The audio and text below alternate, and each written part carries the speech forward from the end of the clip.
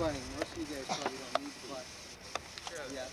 But there's two ways to bunt. You can square around facing the pitcher, which is probably the easiest way, or you can just pivot a little bit, which is what I do because it's easier for me to get out of the way if the ball's coming up. But if you square around, the most important thing is to keep the bat, the top of the bat above the bottom of the bat. All right? And you hold the bat loose. If you hold it real tight, then you're going to bunt the ball too hard. If you hold it real loose, then when the ball hits the bat, you're going to give a little bit, and it'll deaden the ball. That's what you want to do when you bunt. You want to deaden the ball. You don't want to hit it all the way back to the pitcher, where they'll throw the runner out at second. You're trying to get the runner over.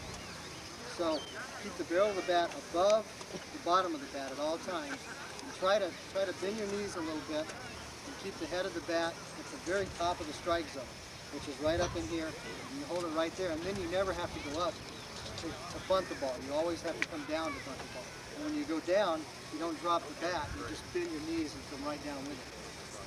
All right, try to keep the front of the bat above the bottom of the bat, and also a little bit out in front of it. And that way you have a little better control when you're out in front. Keep the bat out in front of the plate, because you don't want it back here. Even if you bunt it back here, it can go straight down and hit the plate, and the catcher can catch it. There's the bunt, and a good one. The sacrifice works, 1-4, and Zuvela in scoring position at second base. Rick Mahler kind of took the hand off the bat and deadened that bunt, but that was a good bunt. Difficult to bunt on artificial turf. Watch the bat come back a little bit. Right there, he makes it give. Mahler can handle a bat, either hitting or bunting.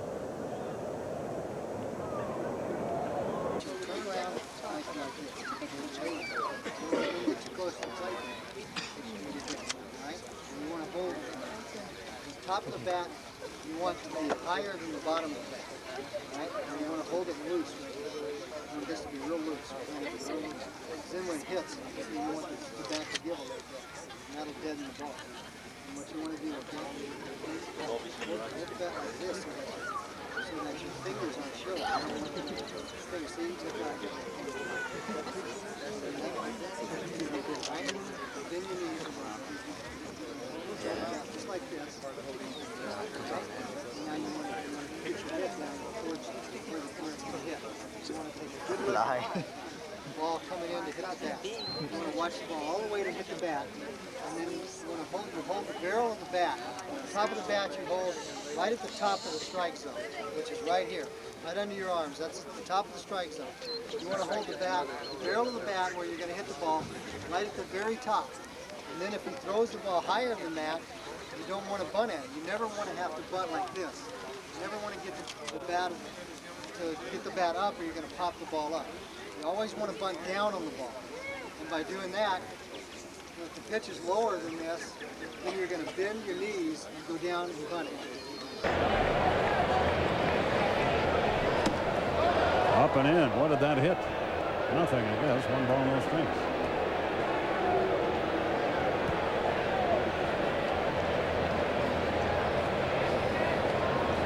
He shows you some pretty good bunting form there, too. Gets the bat out front, but doesn't square around and commit himself. There are a couple of schools of thought. One, a couple of organizations teach go ahead and square all the way around. Others teach just get the bat out front and lay it down. As he did, the only play will be to first. A 1-4 sacrifice. Perfect bunt by Mahler. So now the Braves need a 2-out hit from Otis Nixon. Now Rick Mahler, 222. No homers, 2 RBIs. Let's see if Chuck Tanner has him bunting here. With 1 out, Walling is creeping in at third. Mahler's showing bunt. Gets it down the first base side. Davis will field and tag Mahler. Down to second goes Glenn Hubbard. So the sacrifice successfully moves Hubbard into scoring position. And with 2 outs, Deion James will step in. He's got a pretty good hitting pitcher up in Rick Mahler. He's hit 185 over the course of his career, so he's not an automatic out. Mahler, a right-hand hitter as well as a right-hand pitcher.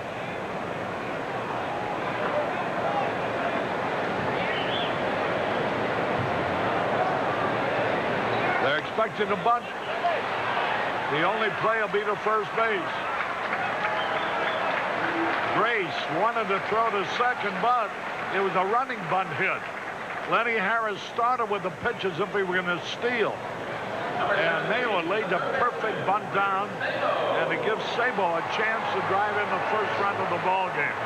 Mahler at 143, no homers, 3 RBIs, up now in a bunt situation. And he squares and takes another one in the dirt. Conroy has had 3 pitches bounce up to Pena in this inning. But none of them got by Tony Pena so far. He is one of the best in the business at blocking balls in the dirt.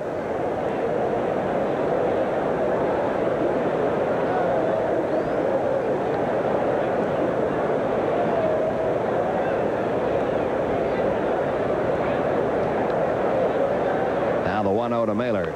Gets the bunt down the first base side. This will do the job. Clark thought about second, but takes the safe route. And the 3-4 sacrifice moves Glenn Hubbard down to second. Mahler makes a nice bunt. Sometimes tough to get the runner over on artificial turf. The ball gets to the infield just so quickly, but that's a nice bunt to our Clark, who had no play at second.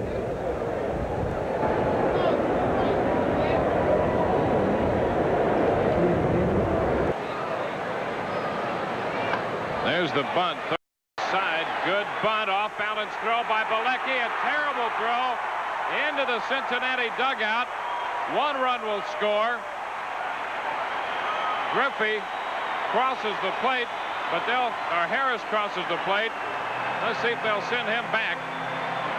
Benzinger scores to make it a 1-0 ball game. An ill-advised throw by Bilecki off balance, and the Reds going to run and have 2 men in scoring position with only 1 out as a result. Mike Bilecki was looking at Vance Law, and he knew that Law was in close to make the play. There's no reason at all for the pitcher to make this effort, because he's got to make an off-balance throw at best.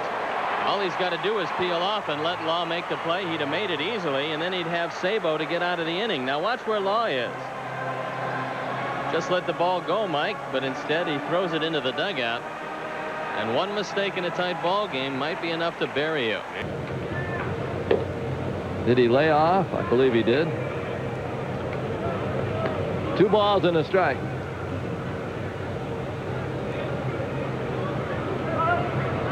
Would they gamble here and hit and run, show the bunt, and then swing away? We will know in a moment. They don't like pitchers to swing away in certain spots. They always hit into a double play. Not always, but frequently. That's a good bunt. Guerrero to Kendo covering, and the tying runs at second for Ron Gant.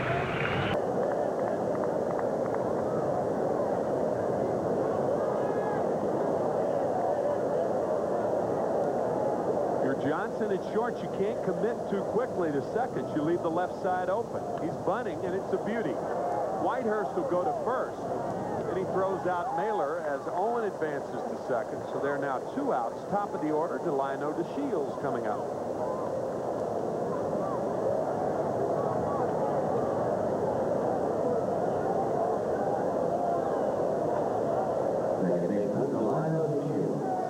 Well, a good bunt here by Mahler.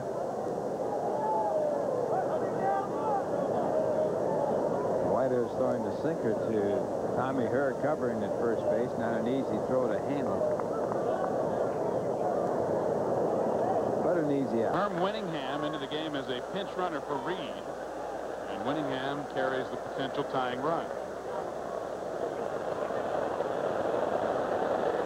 Rose can do a lot of things with Rick Mahler. He can handle the bat.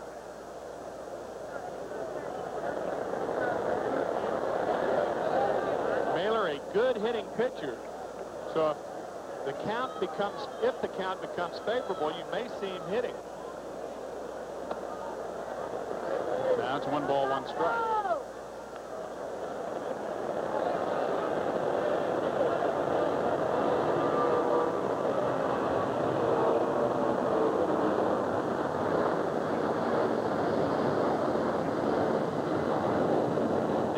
At third, giving the signs.